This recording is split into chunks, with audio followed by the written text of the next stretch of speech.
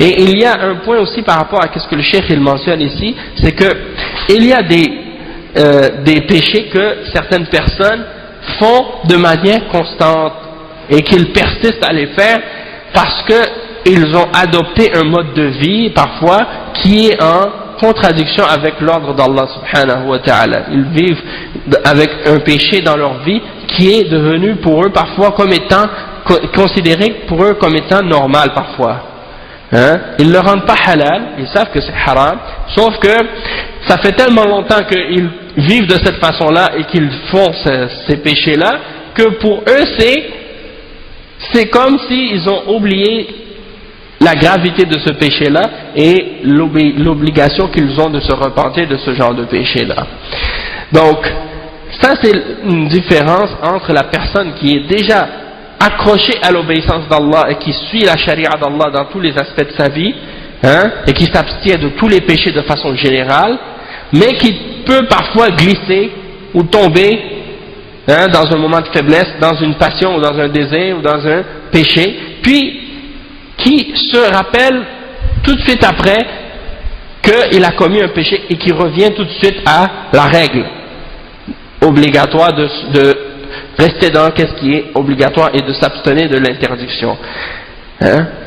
Tandis que l'autre personne, elle vit un péché qu'elle persiste à faire et ça fait partie maintenant de ses habitudes. Donc, le jeûne du Ramadan, c'est bon pour ce genre de personnes-là qui ont pris des mauvaises habitudes dans leur vie et qui ont et pour qui certains péchés sont devenus des choses qui sont devenues établies, persistantes, continuelles pour eux. Ça aide pour eux à casser ce cercle vicieux et cette habitude et à revenir à l'ordre d'Allah subhanahu wa ta'ala. Et ça, c'est comme le cheikh il le mentionne, et c'est comme si par exemple, il y a des gens quand ils le font le ramadan, par exemple, il y a des gens qui jeûnent le ramadan, mais quand c'est le reste de l'année, ils vont se permettre de faire des choses que dans le ramadan ils vont pas faire. Il y en a qui vont jeûner le ramadan et qui font pas la salat. Comment si tu fais pas la salat, tu peux espérer que ton jeûne sera accepté? C'est contradictoire. Donc, quelqu'un, lorsqu'il arrive dans le mois de Ramadan et qu'il réfléchit sur ça, ça doit le faire se réveiller en lui-même quelque chose qui va lui dire, mais je ne peux pas vivre comme ça, je dois changer ça, je dois commencer à obéir à l'ordre d'Allah. Si je respecte cet ordre de faire le jeûne, alors pourquoi je ne fais pas les autres ordres qui sont aussi obligatoires que le jeûne, qui font partie des piliers de l'islam et qui sont même parfois plus obligatoires puisqu'ils sont quotidiens, tandis que le jeûne c'est annuel et ça dure un mois. Après le mois c'est plus obligatoire. Donc quelqu'un il doit commencer à réfléchir. Et aussi la même chose pour un homme musulman. Il dit mais là je m'arrête de fumer pendant les jours. Et je sais que cette cigarette là ça me cause du tort et que ça me fait gaspiller mon argent. Pourquoi je ne vais pas m'abstenir le reste du temps? Le soir, quand j'arrête de jeûner, pourquoi je vais fumer? Pourquoi je vais fumer le reste de l'année? La même chose. La femme musulmane qui, par exemple, elle se voile pas durant le Ramadan, durant le reste du Ramadan, en dehors du Ramadan. Mais dans le Ramadan, elle fait des efforts pour aller à la mosquée pour faire les tarawih, par exemple. Elle fait la prière, elle se voile pour prier. Mais quand elle sort de la prière, elle ne se voile pas, elle se dévoile. Quand elle va à la mosquée, elle se voile. Et quand elle sort de la mosquée, elle se dévoile. Cette personne, elle doit se poser la question. Est-ce que je vis ma vie pour adorer mon Créateur et pour lui plaire? Ou bien je vis pour faire plaisir et pour faire plaisir et pour plaire à la société? Pour plaire aux gens qui m'entourent? Pour faire plaisir à ceux qui n'aiment pas voir le voile ou n'aiment pas entendre l'obéissance d'Allah subhanahu wa ta'ala.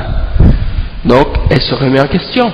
Elle dit, si j'applique cet ordre, je dois mettre en application les autres ordres d'Allah.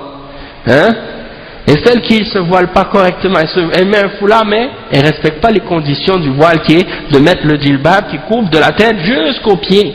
Un long tissu, une longue robe qui recouvre complètement les vêtements d'intérieur lorsqu'elle sort. Là, elle doit se poser la question. Parce que Allah, des fois même maintenant tu vois des femmes musulmanes qui vont prier à la mosquée en pantalon. Elles vont prier à la mosquée en pantalon.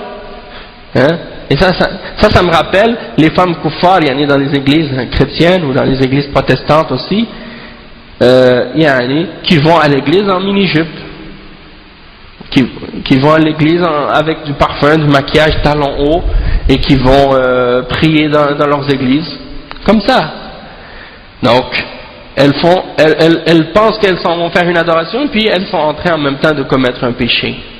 La femme musulmane maintenant, qui porte un foulard sur sa tête, mais qui porte des vêtements qui décrivent les formes de son corps, elle veut faire un acte de bien, mais elle est en train de faire un péché en même temps. C'est contradictoire. Ouais, maintenant c'est ça. Avant c'était les jeans ou les pantalons. Maintenant même des fois des filles avec un foulard puis des collants, comme on appelle ici des leggings. Et ils viennent à la mosquée habillés comme ça pour prier. C'est ça. C'est ça.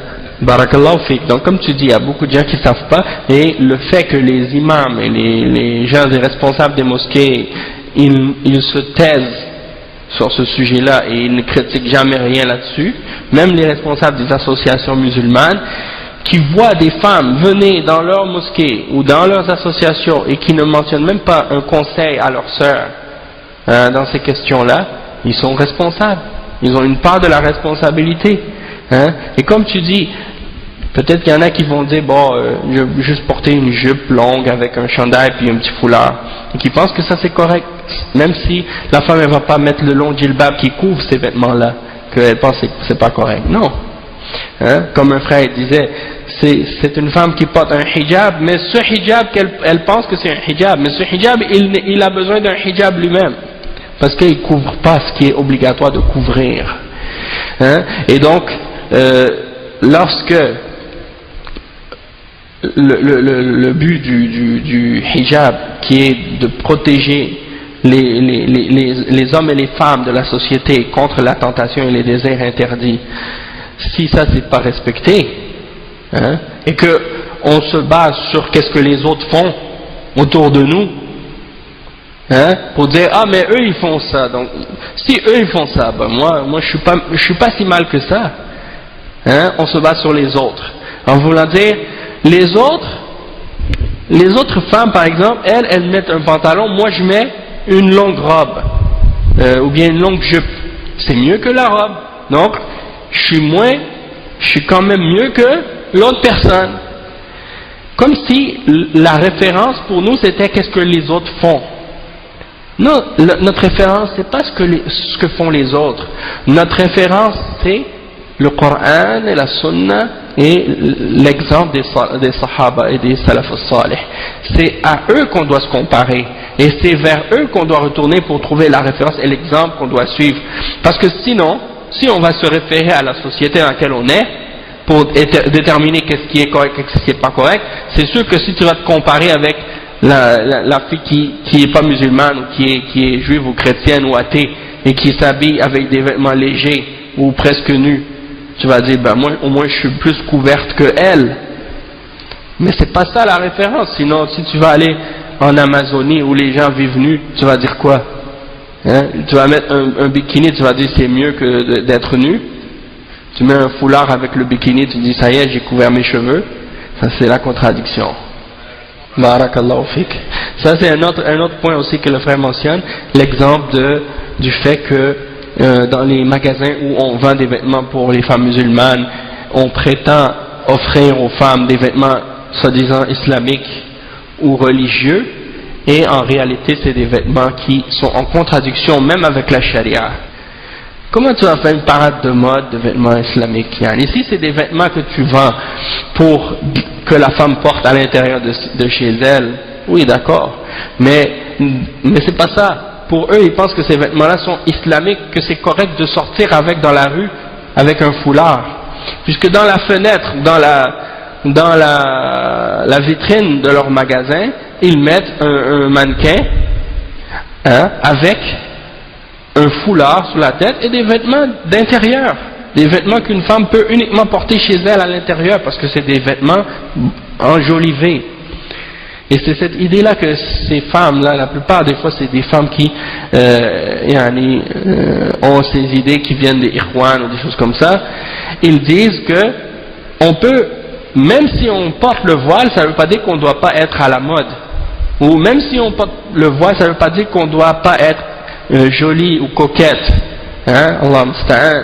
C'est la preuve que c'est des gens qui n'ont rien compris de l'islam, rien compris de la signification de l'adoration d'Allah, rien compris de la signification du hijab en islam, hein, qui mélangent tout.